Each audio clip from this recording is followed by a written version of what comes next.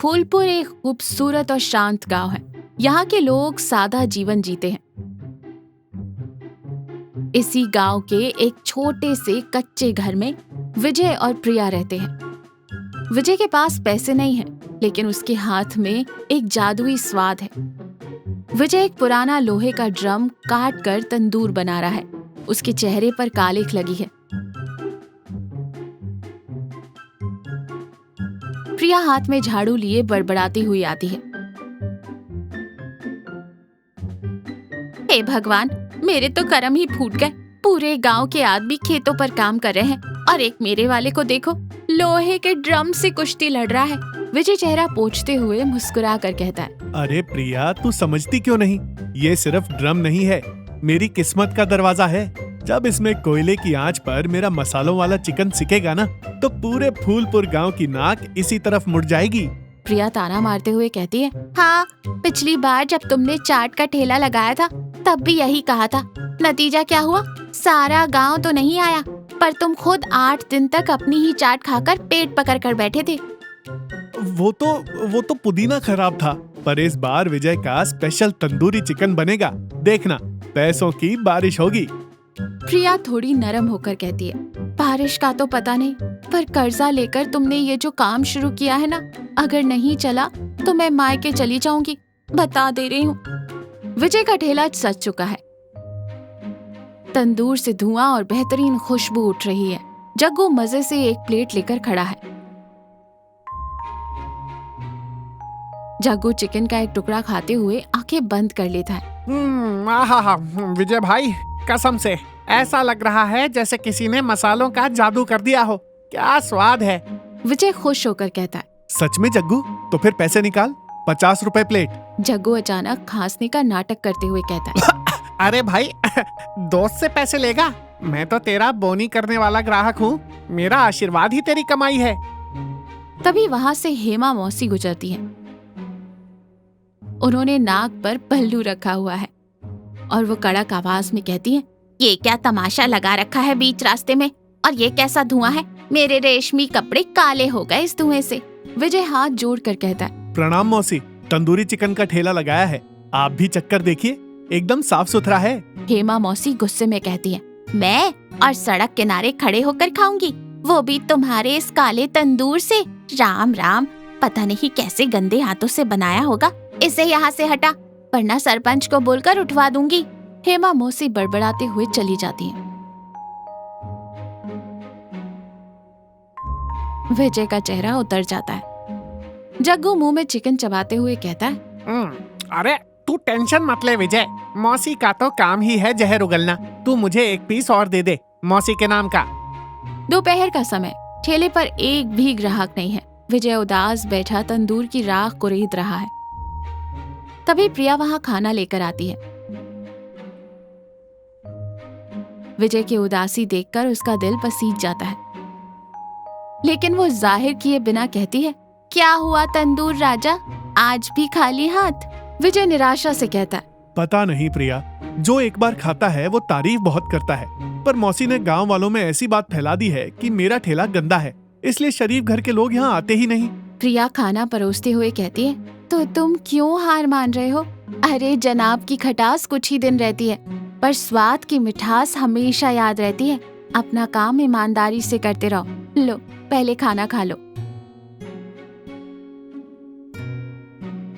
तभी जग्गू आता है। विजय, मेरे पास एक कमाल का आइडिया है। तू अपने ठेले का नाम बदलकर विदेशी तंदूर रख दे, लोग अंग्रेजी नाम सुनकर दौड़ कर आएंगे। विजय खींच कर कहता है, जग्गू, तू बस अपना ज्ञान अपने पास रख, नाम बदलने से स्वाद थोड़ी बदल जाएगा। जो मेरा अपना गांव का स्वाद है, मैं वही बेचूंगा। हेमा मौसी बहुत परेशान टहल रही हैं। उनके चेहरे पर घबराहट है। तभी जग्गू वहां आता है। हे भगवान, अब क्या होगा? मेरे शहर वाले रिश्तेदारों को आज दावत पर आना है और मेरे उस बेवकूफ रसोइये ने सीढ़ियों से गिरकर अपना हाथ तुड़वा लिया है। अब मैं 10 लोगों का शानदार खाना कैसे बनवाऊंगी? मेरी तो शहर वालों के सामने नाक ही कट जाएगी। तभी जग्गू मौका देखकर कहता है, मौसी, एक बात कहूँ, अगर गुस्सा ना करें तो? जो कहना है जल्दी कह मुए, यहाँ मेरी जान सूखी जा रही है। गांव में इस वक्त एक ही आदमी है जो कम समय में उंगलियां चाटने वाला खाना बना सकता है, वो विजय तंदूरी वाला। हेमा मौसी चिढ़कर कहती है, वो सड़क छाप, मैं उसे अपनी रसोई में घुसने भी नहीं दूंगी, कभी नहीं। तभी पीछे से विजय की आवाज आती है। वो वहाँ अपने ठेले का सामान लेने आया था। राम राम मौसी, जग्गू ने सब बता दिया, आप परेशान मत होइए, मैं बना दूंगा खाना। हेमा मौसी सख्त लहजे में कहती है, देख विजय, मजबूरी है इसीलिए हाँ कह रही हूँ, पर सुन ले, मेरी रसोई में जरा भी गंदगी नहीं होनी चाहिए, और अगर शहर वालों को खाना पसंद नहीं आया तो एक चवन्नी नहीं दूंगी। विजय मुस्कुराते हुए कहता है, पैसे तो मैं वैसे भी नहीं लूंगा मौसी, आप गांव की बड़ी हैं, आपके घर के मेहमान मेरे भी मेहमान हैं, कोई गांव की नाक पर हंसे ये विजय को बर्दाश्त नहीं। विजय का ये जवाब सुनकर हेमा मौसी कुछ पल के लिए अवाक रह जाती है। उन्हें अपने पिछले बर्ताव पर थोड़ी शर्मिंदगी महसूस होती है, पर वो बोलती कुछ नहीं। विजय पूरी लगन से खाना बना रहा है, प्रिया भी उसकी मदद कर रही है। मसालों की इतनी बेहतरीन खुशबू उठ रही है कि बरामदे में बैठे लोगों के चेहरे खिल रहे हैं। प्रिया धीरे से विजय से कहती है, देख रहे हो, जिसने तुम्हें सड़क से हटाने की धमकी दी थी, आज उसी की इज्जत तुम्हारे हाथों में है। थोड़ा नमक ज्यादा कर दूं क्या? मजा आ जाएगा मौसी जी को। विजय प्रिया को टोकते हुए कहता है, चुप कर पगली, खाना भगवान का रूप होता है, इसमें गुस्सा या बदला नहीं मिलाते, सिर्फ प्यार मिलाते हैं। मौसी ने जो कहा वो उनका स्वभाव था, मैं जो कर रहा हूँ वो मेरा काम है। तभी जग्गू दौड़ता हुआ रसोई में आता है। अरे विजय, गजब हो गया, शहर वाले मेहमान तो खाना खा खा कर पागल हो गए हैं, 2-2 बार मांग कर खा रहे हैं, और वो जो सबसे कड़क मेहमान थे ना, वो तो कह रहे हैं कि ऐसा तंदूरी चिकन उन्होंने 5 स्टार होटल में भी नहीं खाया। आज ठेले के सामने अच्छी खासी भीड़ है, पर सबसे हैरानी की बात यह है कि हेमा मौसी खुद ठेले के पास एक कुर्सी डालकर बैठी है। अरे लाइन से खड़े रहो सब, मेरे विजय के हाथ में साक्षात अन्नपूर्णा का वास है, धक्का मुक्की मत करो। विजय तंदूर से चिकन निकाल रहा है और प्रिया मुस्कुराते हुए पैसे ले रही है। विजय मौसी के पास एक प्लेट लाते हुए कहता है, मौसी, आप क्यों यहाँ धूल में बैठी हैं? आप घर जाती, मैं भिजवा देता। हेमा मौसी विजय के सिर पर हाथ रखते हुए अपनी आंखों में हल्की नमी लिए कहती हैं, धूल तो मेरी आंखों पर पड़ गई थी विजय बेटा, मैंने तेरे कपड़ों और गरीबी से तेरी हैसियत नापी, पर तूने मेरी इज्जत बचाकर बता दिया कि अमीर वो नहीं जिसके पास पैसा है, बल्कि अमीर वो है जिसका दिल तेरे जैसे बड़ा है।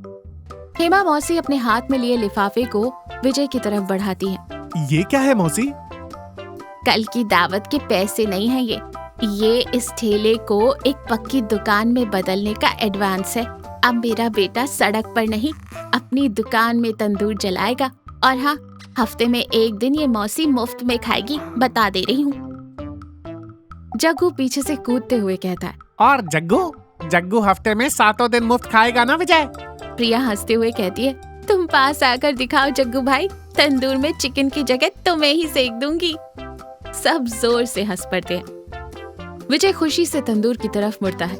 धुएं के साथ अब सिर्फ मसाले ही नहीं, बल्कि कामयाबी और प्यार की खुशबू भी हवा में फैल चुकी थी। तो देखा, इंसान की पहचान उसके कपड़ों या उसकी हैसियत से नहीं, बल्कि उसकी मेहनत, उसके हुनर और उसके साफ दिल से होती है। जो लोग बुरे वक्त में भी अपनी नीयत साफ रखते हैं और दूसरों का भला सोचते हैं, ईश्वर हमेशा उनके लिए सफलता के नए रास्ते खोल देता है।